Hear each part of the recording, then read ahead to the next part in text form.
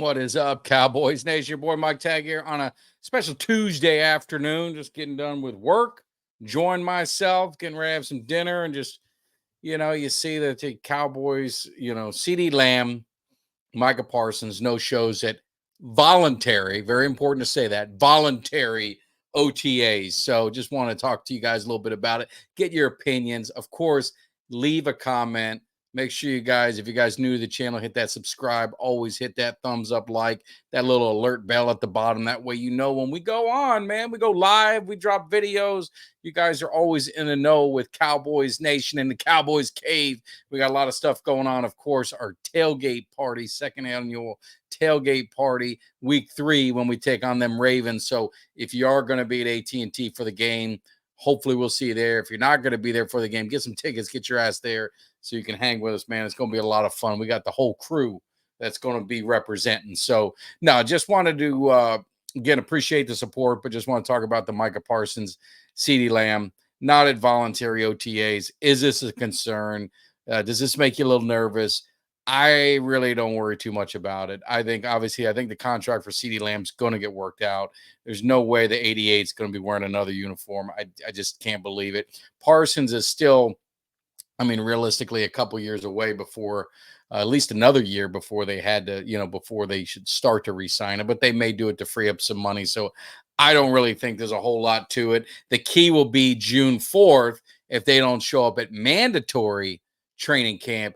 That's when we might want to be a little bit concerned. I'd be more concerned if Parsons wasn't there than CeeDee Lamb, because CeeDee Lamb is due a new contract. So I think they want to get that deal done, and I think they will. So if you see CeeDee Lamb showing up in June, you see them going through, then there's really nothing to worry about. They've had their conversations, and, the waiting game is hard, with these contracts, because it just leaves everyone to kind of uncertainty. What are the Cowboys going to do? I was talking about it today at lunch. You got 3, big Cowboys that are due monster deals between, obviously, Dak, Parsons, and CeeDee. Can they get it done? What's this going to do to the team? They can get it done. They can work it under the cap. The key is going to be the rookies that they have. It's going to free up money. Plus, you got to look. How many more years is Tank going to be here? How many more years is Zach going to be here? So you start backloading some of these deals and the extensions. There's going to be money freeing up every single year because things change. Players come and go. That's just the nature of the business part of the NFL. So I'm not really concerned with the whole thing. I think CeeDee Lamb's going to get done. He's going to have a monster year. I think Parsons is going to continue to do his thing. I think he's going to thrive under Mike Zimmer's defense. I think he's going to thrive. I know he liked Dan Quinn, but I think he's going to love Mike Zimmer, because Mike Zimmer brings a nastiness, a little attitude, like we say, we had Kevin Gogan, big nasty in the house. That kind of attitude is what we need. And it was funny. I came across on Facebook, I have the Ghost of Orange Bowl. And sure enough, man, there's a picture of Kevin Gogan, representing his college, Washington, playing Oklahoma in the Orange Bowl. They beat Oklahoma, but I guess they got screwed out of a national title. They gave it to BYU, who was playing a cupcake schedule, and Washington played a much tougher schedule. But that's the way it works in college football. But that's changed now, right? Because they got the playoff system. But he was quick to remind me of the little rivalry with Miami and Washington when Washington ended the Miami Hurricanes' longest home winning streak in college history. It hasn't been broken. It's not. I don't think that's one that'll ever be broken. It's 59. I believe it's 59 games in a row that they did not lose at home. That's how dominant Miami was at the Orange Bowl. That's why I try and tell you guys, you need to get some Canes on this team. So talking about some Canes, Calais Campbell, his name's been floating out there, free agent. He was with Atlanta last year. He's a big body, and we talk about, does the Cowboys need to make, some moves on this defensive line to get some size, get some beef, to shore things up, especially against that run defense. And Calais is that guy. Now he's a little older. He's definitely getting up there, but he's been healthy and he's played at a good level, high level, his whole career. So I think he's got some gas left in that tank. And, I saw a rumor of him, projected spots at him going to Philadelphia. I don't want to see that. I don't want to see that happen, but it's going to be interesting. But anyway, we got a lot to talk about. It's going to be summertime, so it's going to be a lot of slow news in the NFL, but we're going to be bringing you some live shows.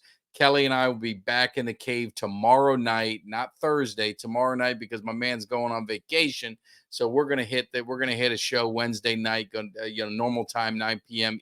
Eastern, 8 p.m. Central. But let me know, you guys worried about CeeDee Lamb? You worried about Micah Parsons, not showing up at voluntary, OTAs? This is something, again, it's the media spin. It's everyone wants to make a mountain out of a molehill. I don't really think there's a whole lot of concern, but the Joneses kind of put themselves into this corner with their lack of urgency to sign their guys, right? And maybe it's CeeDee waiting. I speak more on CeeDee than Parsons. I don't think really Parsons has any leverage yet, but CeeDee, he might be waiting. He might be waiting for Justin Jefferson to get paid. That way he can top him. It's that waiting game. Everyone wants to be that highest paid, player at their position. It's kind of that badge of honor.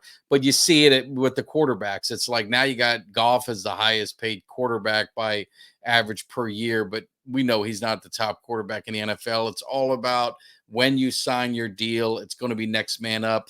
You're seeing Trevor Lawrence is going to be, they're trying to work an extension to get him going. Look at the money he's bringing in. That's why I say you guys talk about Dak and, my man Rome, I think it was Rome who said it to either today or yesterday. I just never seen, or maybe it was Tuck, I've never seen a franchise and a fan base that has been so critical of a quarterback that finished second in the MVP voting. It was a, all pro that had a, strong season. The playoff stuff, don't get me wrong. That's obviously, I know where a lot of people are pointing to, but just don't forget, it's a team collapse in those playoff games. It was a team collapse, but, looking at something, Law Nation posted, I talked about it on Monday, and I was absolutely floored. The Miami Dolphins, 23 years, they haven't won a playoff game. The Oakland, now Vegas Raiders, 18 years, they hadn't won a playoff game. The Washington Commanders were the Washington Redskins last time they won a playoff game. The great New England Patriots, 5 years, hadn't won a playoff game. Pittsburgh Steelers, the level of excellence, right? They're always winning record, always is. It's been 7 years since they won a playoff game. We're talking about playoffs. So Cowboys got to get over that hump. There's no doubt about it. Maybe, we're going to see how things roll in the, into training camp and getting into the season, see whatever other moves they make to try and, shore up some of the holes that they have, because obviously they didn't do it in free agency, but the draft was strong, I feel. But again, with the draft, you don't know. I mean, it sounds good, but you just don't know. And then there's drafts where you think they did crappy and they get a C, and next thing you know, they got 4 starters out of it. So, that all remains to be seen. I hate the pressure that it puts on the rookies, because you're going to be asking a left tackle, you're going to be asking a center more than likely to be rookie starting.